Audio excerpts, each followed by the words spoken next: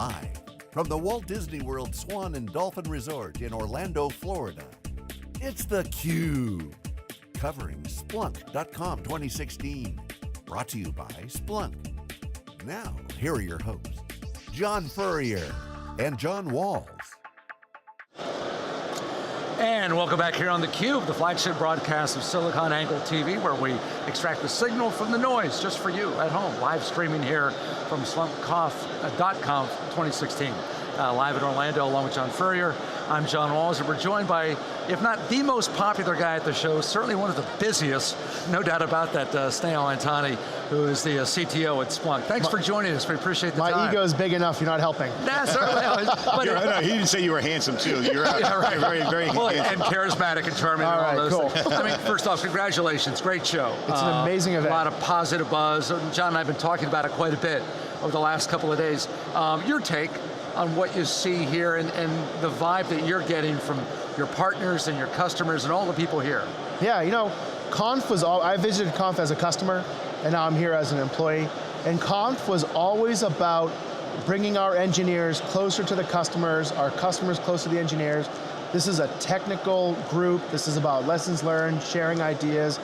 And it's amazing because whenever I went to, when I was a CIO, other vendor events, most of the sessions were kind of marketing-y, very high level. You'd blow them off, you know. People get really offended if they miss a session at Conf. It's just amazing because every session it's by the customer, for the customer, and the level of just depth and knowledge sharing and wisdom, people don't want to miss sessions. I've never seen that in an event before. And the keynotes are packed too. Keynotes are absolutely packed. Even on a Wednesday morning or a Thursday morning, last day of the conference, it'll be absolutely packed tomorrow because it's all about content and it's all about, like I said, customers teaching and telling things to other customers. And you got a keynote tomorrow, so get a quick plug on tease us what's going to happen tomorrow on stage for your keynote. Yeah, well, so what's amazing is Doug's opening keynote really talked about a few things. First was the evolution of going from a tool to becoming a platform to becoming a data fabric. And you know, the investments and things we've made in the product to help make that easier, both technically and from a user adoption standpoint. We then heard from the product Hold on house. for a second, let's just stop there and say, that's not the way it's supposed to work. It's supposed to be a platform, then a tool, then a fabric. Yeah. But the world's upside down, and you're winning. And we're winning, and I think that's what's amazing is, we've always been very use case driven. And so the thing with Splunk is it's all about what problem are you trying to solve, so we can land and fix that one problem. But then you realize that the data needed by IT to keep the systems up and running, web, app, network, endpoint, identity, infrastructure, logs, that's the same data needed by security to hunt a breach, is the same data that you can use to run the business in real time, or you can use to catch fraud, or do all these other use cases and scenarios. So we have this amazing ability to land in any one of these use cases, and then systematically grow and expand the account across the entire enterprise. Okay, so I interrupted you. Doug said one, tool, exactly. Platform fabric, two. And then we learned about IT operations and security this morning and how we're disrupting those spaces. So tomorrow, it's the art of the possible. It's all of the amazing use cases and the power of Splunk outside of IT and security. So I've got Robert Herjavec coming on stage from Shark Tank, and he's going to talk about the lessons learned building a data-driven business, because it really does come down to becoming a data-driven organization, using data to make better decisions faster. And then I'm going to talk about how we take in retail analytics, point of sales data, digital marketing data, digital payments data, to actually help drive better revenue for a donut shop, in this case, for one of our customers. Stuff we're doing for the military, stuff we're doing in transportation analytics, so it's everything in business analytics and IoT. I want to get to your predictions later, but I want to just drill on what you said, and just kind of love coming to the cube, because things just pop in my head, and things, I just connect the dots. Splunk has always had a nice way of kind of crafting the keynotes, because it is a technical conference, keynotes can be salesy. Yep. So you guys actually do a good job of theming it out. Yeah. Doug, the CEO, the nuts and bolts of IT operations, and then boom, the future. So I got to ask you, one of the themes that I see over the years with covering Splunk is the creativity aspect of the community and the customer base. Because what Splunk has become today wasn't what it was supposed to do. It's kind of taken a new, different trajectory, granted higher. Yeah. So the role of creativity of using Splunk in new use cases has come from the customers. Yeah. So that's a big part of this whole art of the possible. What are some of the new creative things that Splunk is, obviously security is front and center, but I mean, any new use cases, any creative things that you'd like to share? Yeah, there's a couple of pretty amazing ones. Let me tell you a personal story. Last year I told you a couple of personal stories. Let me tell you a personal story, which I'll tell on stage tomorrow again. And that is a starting point for some of the really cool use cases we're off looking at and thinking about today. So I was in London a couple of months ago at the Bond Street tube station. Getting out of the tube, going up the escalator, suddenly 200 people started stampeding behind me. Kicking, scratching, clawing, climbing, panicking, working their way up. There was a stampede. And people thought there was an active shooter in the tube station. This is the day after Orlando, pretty, everyone was already a bit edgy, or on edge. And so one, what happened? What's going on? Am I in danger? But I didn't know what was happening. But number two, my wife and my son, who's only 18 months old in a stroller, they were behind me. They were supposed to be behind me, but it turns out they ditched me. But if they were in a stroller behind me, that stroller would have been knocked over, and I would have been in a very different situation today. So once I ascertained that they were safe, I got really angry. And I got angry because the Wi-Fi access points knew 200 people were running in one direction. The micro-location services could detect that there was a stampede in place. The sensors within the tube station could detect that there were shots fired or no shots fired, or that there was bombs or no bombs. The machine data was there, and we failed to connect the dots, draw a conclusion that there's no danger, broadcast out an alert saying, keep calm, or more importantly, think of ways for people at risk that there's danger, run south. And so when I think about kind of the art of the possible and the really amazing use cases, it's the ability to connect the dots in all of those types of environmental sensors and data, and then actually doing something about it. So we can transform first responders. We're doing some amazing stuff with the military. We're going to show off tomorrow around soldier health and optimized medical evacuation. And it comes down to synthesizing the machine data through sensors with the digital data, with the Twitter feeds and so on to provide better situational awareness. And the military, is that with uniforms and wound detection and that kind of thing? Yeah. Absolutely. Wow. Well, that's a real scary story, and wow, I'm like taken back by that. Great story, thanks for sharing that. But that brings, now let's get down and under the hood and kind of analyze that. What you're really talking about is different systems talking to each other in real time, and getting the data in real time, extracting what it means in real time, and prescribing solutions. I mean, that's just not possible. Or is it? That's the art of the possible. It's the art of possible. It's the art of the possible. But let's just pretend we were solving that problem. We had unlimited resource. Yeah. What would we do? So we have to get the database. Well, I think step one is, so let's structure the problem. So one of the issues I've always had is the distinction of structured versus unstructured data. I was always annoyed by this because the format of the data has very little to do with the insights and outcomes that are possible. Moreover, a mainframe log is actually really well structured, but we somehow declared it like unstructured. So the first thing I did was I rethought the data landscape from when I was a customer and even now. So I've got transactional data. So think Joe bought shoes or Joe deposited $10 in his account.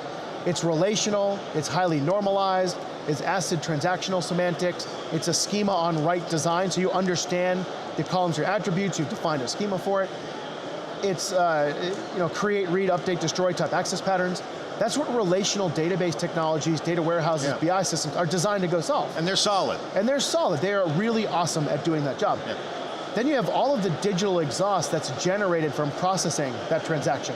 So if Joe bought shoes, the machine data says he stood in line for 20 minutes waiting to pay for those shoes. That comes from the Wi-Fi access points, the RFIDs, the point of sales data, the digital web logs and so on and so forth. Potentially even his phone. From his phone. And that data is time series in nature, it's bucketized, which means you've got hot, warm, cool, cold buckets of data based on the age. It's eventually consistent because it's not a banking transaction. You ingest the data once, you read from it over and over again.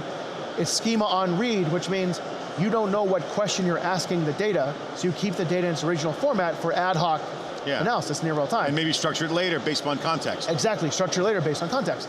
And then the third class of data was all the enrichment data, which was, so if Joe bought shoes, he stood in line for 20 minutes to pay for those shoes, reference data says he's a high roller with 20,000 Twitter followers.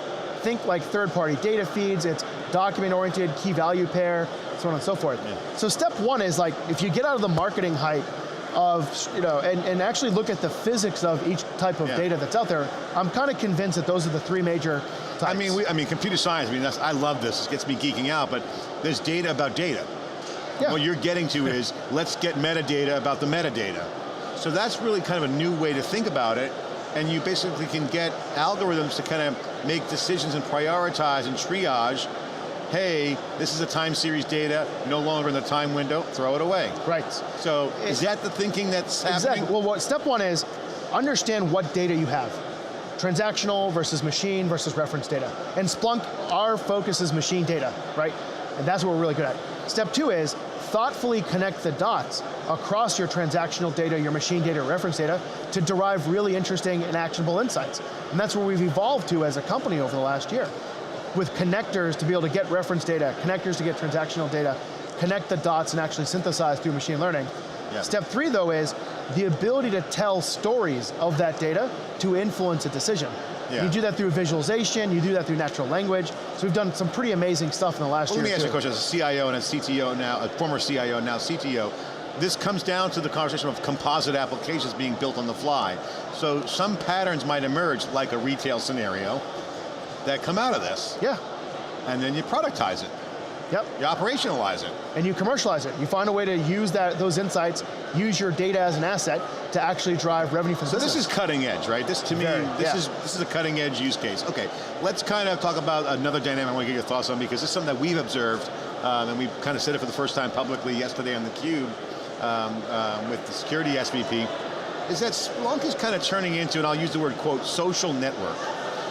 The employees, and not employees, the customers of Splunk are starting to form on their own these ad hoc networks amongst themselves and sharing data organically with each other for a betterment of the group. Yep. Which is very unusual in data worlds, but an interesting dynamic. Is that happening? Do you see that happening? Am I misreading that? And if it is happening, what's the impact of that? I mean, that's going to change the paradigm on, I mean, you're the Cisco router of data, if you will. Yeah. I mean, you are nested in a fabric of innovation. Am I off base? Well, correct me, what's going on? So, let's back up and let's understand what's happening in security today. The cost of a cyber attack is 1/10 to 1/100th the cost of cyber defense, because tools are highly automated and freely distributed, compute is cheap because it's stolen, and the attackers tend to come from countries whose labor rates are quite low.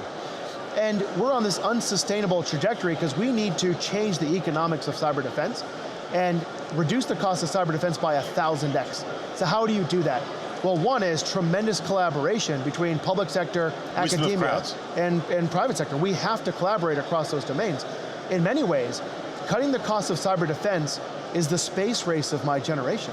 We have to fundamentally change the economics and change that trajectory, because this is becoming a pretty major nationally urgent situation. It is the Kennedy moonshot. I mean, but that's a good point. So are they sharing? Yeah. They're doing more sharing. They're in security, the ability to act not as individual vendors in individual communities, but wisdom of crowds is absolutely the trend that we're seeing. How are they doing that with Splunk? I know we're running out of time, but I want to get this on the table because this is a major story. It's a major story. So one of the things we've done over the last year is work very hard to make Splunk from a tool to a much more open and extensible platform with very thoughtful ways to use plugins, use APIs, use models that we've built as a starting point, and you can start to build your own models. Building a content distribution channel that allows our partners to create models and threat feeds themselves and push it into the collection of customers that we have. Being able to build apps that we can build once, codify wisdom, and then distribute. For example, the National Security Agency, the Information Assurance Directorate built an app called SAMI, which takes the top 10 network security recommendations, codifies it, and they distribute it freely as an app in our app store for our Splunk customers to consume and see how they stack against the NSA's recommendations. So it is this tremendous collaboration that we are very intentionally trying to foster and collaborate. High-end calls us the nerve center. We're becoming not only the nerve center or the glue that binds all these sources of data together, but the command center as well, because we see everything wing to wing. All right, we're going to wrap up, but I want to get your 3 predictions for this year. What are we going to see this year? So I told you 2 already. Data storytelling is the last mile of analytics, and our ability to tell stories of data, to make data, those insights actionable, to help people make better decisions faster is number 1. Number 2 is fundamentally changing the economics of cyber, and there's a bunch of key programs in there. One is security analytics to help hunters hunt better, this idea of natural language to accelerate ramp to productivity. We saw Grant Wernick from Insight's engine shows some of those capabilities, down to moving target defense and deception and shape-shifting networks. Those really change the economics of cyber. And number 3 is IoT becomes a data source for business analytics. IoT starts to blur the lines between digital and physical with a revenue outcome in mind. And a security risk. And a security risk. And a security risk. That's exactly it. And at Splunk, we're so versatile in our core technology that we can start in any one of those scenarios and fundamentally disrupt across the board. Well, so I love really the line. excited. I love the cyber line about the space race of your generation. But you dropped another one on us before we began, that Splunk is the Harley Davidson of IT. And real quick, I mean, what you say, because... So Harley Davidson is the only company in the world whose brand is so powerful, people tattoo their logo on their body. So you go around Conf, and I'm sure there are people here with Splunk tattoos. All right, I'm not going to ask to see yours.